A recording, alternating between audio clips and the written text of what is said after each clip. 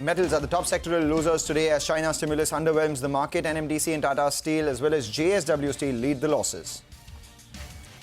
Oil marketing companies, HPCL, BPCL and IOC, all of them correct as crude prices continue on the back of geopolitical tensions, with Brent crude prices hovering around $80 a barrel.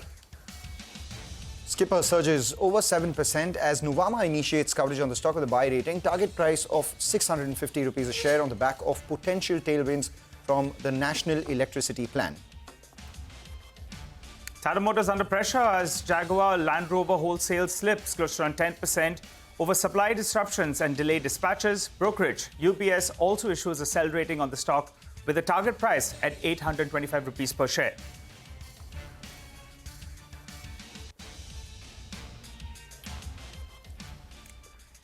Hello and welcome to Chartbusters. I'm Nigel. With me is Mangalam as always, and it's a very, very special Chartbusters, not because, just because of the markets, but because Mangalam celebrates his birthday today. Mangalam, wishing you a very, very happy birthday, a lot of prosperity, happiness. We've got a cracker of a Chartbusters up ahead for us, and today's Navratri color is red, but I'm guessing that today we could see a green finish on the Indian markets. Most definitely, Nigel. Thank you so much for your wishes. It's been a pleasure and honor and a lot of fun anchoring the show with you for almost 10 years now. Wish for the next 10 years to be even better for both of us. So thank you once again for the wishes. All the best, brother. Let's do this and let's get cracking as always for the show. And well, since it's a special Chartbusters, we've got our first guest in the studio today. We have Hi-Tech Pipes who joins us. They've announced their QIP. We have Anish Bansal who joins us, the CEO of the company. Hi Anish, good morning and good to see you in studio. First of all, over the last few years, we have been interacting, and people have been doubting with regard to delivery, how will the segment shape up? But you all seem to have got, all the pieces of the puzzle in place. Let's talk about the QIP. You're looking to raise close to 600 crores. Sources tell me that there is fairly strong demand. Can you confirm the same? And if you could tell us, what about the, how do you use this money, the 600 crores? What is the utilization? Yeah, thanks, Nigel. First of all, thanks for inviting on the show. Happy birthday, Mangalam. So it's a better day for the markets. I wouldn't take credit for that, but go ahead. So basically, you've seen the journey of Hi-Tech Pipes. We have started, with small, as a small company, and then, we have been building this organization over the last 6-7 years. And where we have come now, we have positioned ourselves, among the leading players in ERW tubes and pipe space. And going forward, with the traction and demand coming from the infrastructure spending and from private capex, especially in the renewable side. Yeah. So we are quite hopeful and optimistic about the future growth drivers. Tell us about the 600 crores. How is demand? What are the bankers telling you? Yes, I'm pretty excited about that. It's a good, we have been started good, and I am very confident that utilization. Who are subscribers here? Are they domestic mutual funds? Are they hedge funds? Are they institutions? There'll be a mix of domestic and foreign funds. Couple of big names in the Middle East as well. Looking forward to, yes. Okay. And what happens to the money? The 600 crores that comes into your books, because I see almost 15-16 crore of interest payments per quarter. How much does that reduce by, and how much of this money goes into capex? So essentially this money utilization will be on capex. We are doubling our capacity, and it will take us about 2.5 to 3 years to double our capacity. This will be a mix of greenfield and brownfield plants. It will be additional 1 million tons, and this, with this new capex, we'll be adding, very, very new latest products. And these are innovative products which are not available in the Indian market, and we'll be expanding geographically as well. Okay, so the debt in your books, I think the last time you joined us at the end of the first quarter numbers, I think you said it was in the vicinity of around 350-400 crores, if I'm not mistaken. That's correct, yes. So do you repay some of that debt? So to start with, yes, but then, on the longer term, the debt will be, there where it is, and but the returns and the margins will improve significantly. So currently you're 750, you go to around 1 million tons by the end of this year. Yeah. And you're saying in the next 3 years or so, you go to around 2 million tons. That's correct, yes. So at peak levels, what would your debt number look like? So it'll be, range bound, where we are operating right now. So, the new capacity will come, the debt will remain where it is, and, the So if you could break up that 600 crore spend itself for us. 350 crore is the debt on your books. Of this 600 crores, how much are you looking to repay debt immediately? And how much will the capex be for that additional 1 million ton capacity? So additional capacity of 1 million tons, it will be a total 800 crore capex that will be required, and there'll be additional, 2 to 300 crores of working capital along with that. Okay. So initially, we'll pay off the debt, and then, once the, the spending on infrastructure and, on the assets of the organization, and then, we'll take that debt again. Okay, another quick question is, getting good names is great, but what about your own holding in the company? Yeah. As we see it, it's at around 50%. It's come down a little bit over the last few quarters. What does it come down to, and where are you comfortable? Because as I always say, the promoter is the best analyst of his own company. He would like to have a larger chunk. So tell us, where does it stabilize at? Absolutely. This 600 crores of QIP will take about 7% from the promoter holding. But Right. if I see from the company's perspective, this is very essential right now, so that our capex growth, we prepone it, and we are able to take the benefit of this infrastructure. So 43%. growth story. Yes, correct. 43%. So your stake, and thereafter you won't look to dilute it further. No, I think from there on the company will be self-sustainable basis. We right. can do a 25% growth year on year post this So QIP. let's talk about this year itself. What you earlier had a 500,000 ton sort of volume target this year, with exports being about 10%, and value-added products as well. So what's the target for this year when it comes to both your volumes, value-added products, Right. and exports? So if you've seen, in the first 2 quarters, we have done record-breaking sales. Okay. And we are almost halfway through, on our guidance for the Okay. full year, 5 lakh tons. So we are, comfortable meeting 5 lakh tons. And first H1, considering monsoon and election pause and everything, despite of those challenges, we have, scaled up the volumes. So can you beat the 5 lakh tons then? Since you have such a good start, you've done 2.45 lakh already. So can it be more than 5 lakhs, given that the second half of the year is operationally stronger, and since you have added capacity that's coming on stream? Yes, I'm hoping so. I'm hoping so, that we beat So give us a glide path. targets. 500,000 ton this year. Next year, what should it look like? 6.5, on a conservative side. Okay. And then 8.5 to 9 lakh tons, and then by FY28 will be around 1.3 million tons of sales volume. All right. And at 2 million tons, what typically is your revenue potential, and what does your revenue mix look like at that time? How much comes in from value-added products? What are your margins likely to be? How much comes in from exports? So have you seen, in last 2-3 years, our share of value-added products has gone up from 25% to about 37-38% Right. now. And by FY27, I believe, the mix will be around 50% value-added, and non-value-added will be 50%. And on FY28 numbers, on 1.3 million tons of sales volume, we are looking at a top line of about 8,000 crores. Okay. And exports would be how much? So currently, our current focus is on the domestic side, because there's a lot of traction in the infrastructure and the renewable side. So our focus is here right now. So exports, there are a lot of challenges in terms of logistics and all of that. So you better stick to the domestic market. Yes, current focus is domestic. Yes. Got it. So we got the volume number. What about the EBITDA per ton? That as well has been moving up. It's around 3,500 rupees per ton, as I saw it in the first quarter. That's correct. Where does that number head? And also give us a brief insight. You have these solar pipes that you're talking about. Where is demand coming from? Where do you source your raw material from? So EBITDA per ton is going up, gradually. So this year, I think we'll be around 3,800 to 4,000 rupees per ton. Okay. And with the share of value-added products and operational efficiencies coming, so there is enough room to go upwards in coming 2 to 3 years. Give us What an is the insight headroom? about that solar product Yes, as well. so this is new product for the Indian market. Now the solar panels, they rest on solar trackers, which results in immediate 20% higher capacity utilization of the solar plant. And we have developed this product called Solar Torque Tube. It's a patented product, and with this, the margins for the company will definitely. How much definitely higher go is the margins on this product compared to what you do currently? It's upwards of 5,000 rupees per ton. So, but then with the higher volumes going forward. So how much of your overall, what's the revenue potential of this product is what we're trying to understand over the next couple of years from your company? So this market size is quite big, and it's a 40, India is installing about 40 gigawatts per annum, and every megawatt requires about 22 tons of these tubes, and it's a 1 million ton addressable market, and we are expecting a 20-25% share at least in this. Interesting time. So from around 3,800 rupees per ton. Yeah. Give us the guide part. You already gave us the volume glide part. For EBITDA per ton, where does it move? So it'll be moving up gradually year on year. So 3,800 to 4,200 rupees in FY26, and 4,500 rupees hopefully by.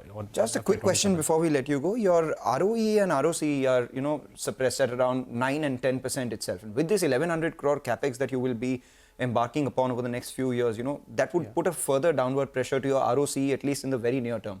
Where do you see it bottom out? And in the sustainable basis, where do you see these numbers? So ROC is currently at 14%, and there are 2-3 facilities that got operational very recently, and the generation has started coming in. So going forward in FY28, I believe the ROC will be upwards of 20%. Got it. All right. Thanks a lot for coming down, Anish, and giving us all of those details. Track the company over the years. You seem to be getting your act together. We'll track you on those numbers and delivery of Thank that. you. And also Thank your you. promoter holding. You say it bottomed out you. at 43%, so we'll you. keep an eye Bye. out on that. All right. Well, on that note, though, let's shift focus to our special segment where we get you a few ideas for profit from Money Control Pro. Jitendra Gupta of moneycontrol.com joins us to talk about a stock that is tracking closely. Jitendra, over to you. Data Patterns, a leading player in defense electronics, has seen a significant correction from its 52-week high of rupees 3654 in July this year. Stock now offers good margin of safety due to its strong earnings visibility and attractive valuation. It is trading at around 42 times its estimated 26 earnings. Data Pattern is poised to capitalize on the growing defense market, particularly in the light of import restriction. It is working on several products and systems with the defense measures.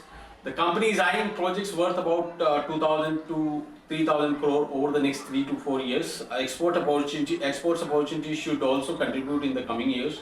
At present, the company's order book is around 1,200 crore, which is double its annual revenue, providing reasonably good revenue visibility. Moreover, its R&D efforts are yielding results with the potential for new projects and orders opening up, of course, post the recent approvals. The company has been actively developing strong capabilities through strategic investments.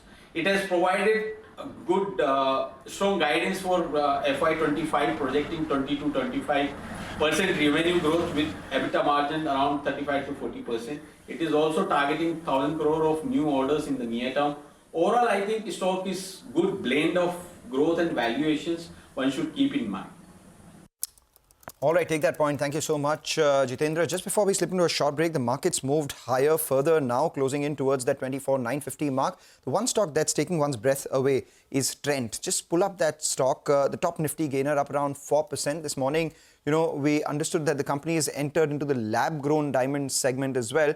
So while this increases the overall addressable market for the company, also has a bit of an impact on other listed jewelry players as well. So we'll keep an eye out on Titan as well. Was among the top Nifty losers yesterday. Today as well is closing in towards the lower end of today's trading range. So we have Senco, which is lower, Titan down by about 1.5%, and Trent continues to surge. Kotak this morning has said that maybe the lab-grown diamond foray could actually do to lab-grown industry what Zudio did to the apparel industry as well. Take a short break, come back on the other side. We have another management joining us. Manish Gulati of HEG joins in after buying 8.2% stake of Graftech International.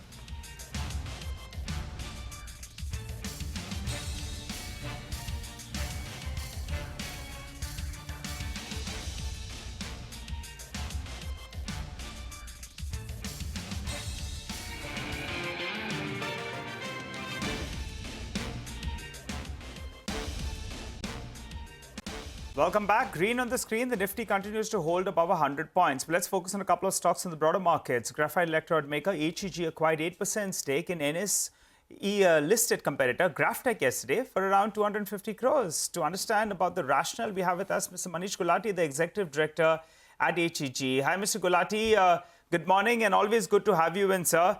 Give us the rationale. Why did you all go ahead and spend this 250 crores to buy 8% stake in a larger competitor globally?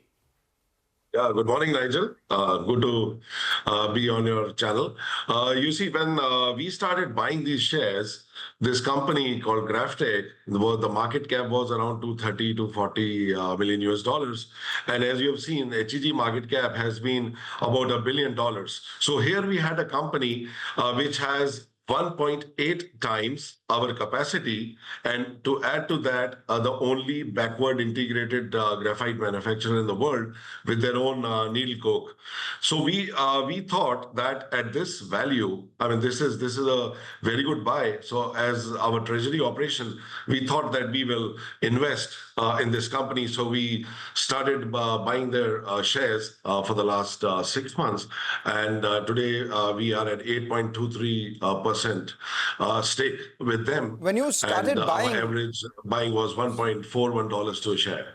Right. When you started buying, you said the market cap was closer to $250 million. Now it's around $416 million. So obviously your treasury department took the right call, made a fair amount of money as well. But your shareholders here want to know, will you buy even more from here? 8.23% is what you have. The market cap has increased by about 70-80% from the time you started buying. Are you looking to buy even more at current levels? Right now at 8.23, we are sticking to that, but yeah, future is open. We can buy more. We can take a call internally. Depends on what price is there in the market. But so far we are at 8.23. But it's open. We can. Manish, today you're putting your analyst hat on. With regard to market cap and capacities. So we get that. But normally we look at the EV, right, of a company. This company that you acquired, Graftech, it's only around, $500 million of market cap or less than that. But does it have a big debt in its book? Yeah, it has a debt. There's a one-shot payment of 950 million, which they have to pay in the year of 2028. But you see, that is quite a way off. And by the time, we are definitely expecting an upturn in the market. Okay. I mean, it's the fundamentals hold good, Nigel. That 100 million tons of electric arc furnace is coming, out of which 60 million tons comes in next 2 years. So we are forcing a good demand for this product, and that is the rationale why we invested in this company, which, as I said, is the only backward integrated graphite producer in the world with their own needle coke. So when the markets get hot, the needle coke gets scarce. Just to understand, $950 million is what they have to pay in the next year, or that is the total debt in its book? That's the total long-term debt, and they have to pay in single shot in 2028. Yeah. Got it. Well, just a counter question. Why didn't you do a buyback and directly reward your shareholders over here instead of getting into all this treasury and doing an analysis of what's going on? Didn't that option cross your mind? Nigel, this is a much better value. And you will see in times to come, you will see the much better value. But, just wanted to understand what exactly is the cash on your books right now, because you've bought this for about 250 crores cash. You had earlier announced an investment of almost 700 crores in the green tech business, etc. So currently, what's the cash on your books left after all these things that you're doing? Right now, the cash on the books is 900 crores, and there's a working capital of 550 crores, which anyway remains. And as you know, we have announced a demerger. So the HEG graphite business will remain debt-free. And the other company, Greentech, which will have accruals from the power businesses, etc. So both of these companies, after demerger, will have a healthy, balance sheet, and there should not be more debt, as we'll depend on our internal accruals. Working capital is 550 crores, what you said, right? Yes, that's right. And 900 crore on investment. So you had around 350 crores, and out of that you spent 250 crores. This is after that 250.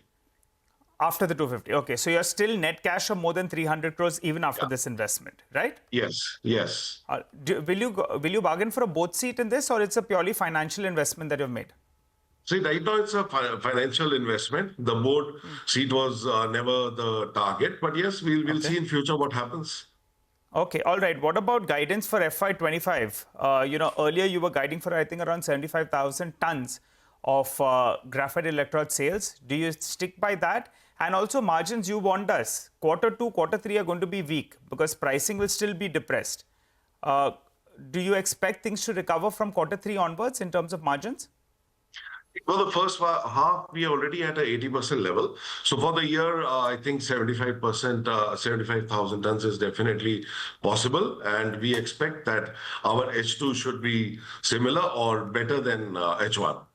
There was another big competitor who went ahead and increased prices, just a short while back, Resonac. They increased pricing by, I think, close to around 20%. And they have nearly 25-30% of the global market. So have you increased prices effective October? The market, I mean, they have announced the price increase, and now it depends on the market if that pricing holds. But definitely, it is a positive sign, which the 30% capacity maker has announced an increase, and if other big guys follow suit, then the pricing will The hold. question is to you, sir. Do you think you will increase the prices, and will the market accept that? Right now, the market is not conducive, but anyway, we are just waiting for the right moment to start increasing the prices. All right, got it. Mr. Gulati, we're going to let you go today, but we have a date post your Q2 numbers. And at that point of time, we'll try to press you more on numbers and the outlook for the second half of the year. Always a pleasure talking to you. Thanks a lot for joining, and congratulations on this GrafTech acquisition of 8%. You seem to be making money for now, and you're optimistic on the prospects of the sector. Thank you, Nigel. Well, thank you. Well, on that note, though, I think we can wrap up on the show. I'll tell you what, we'll slip into a short break, come back, we'll continue to focus on markets. Don't go anywhere.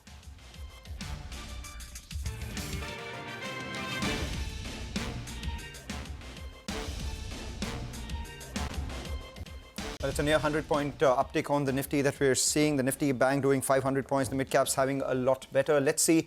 The first hour belongs to the bulls. Where does the second half of trade go in today's trading session? From Nigel, me, the entire team, thank you so much for watching Chartbusters. Trading hour comes up shortly after this break.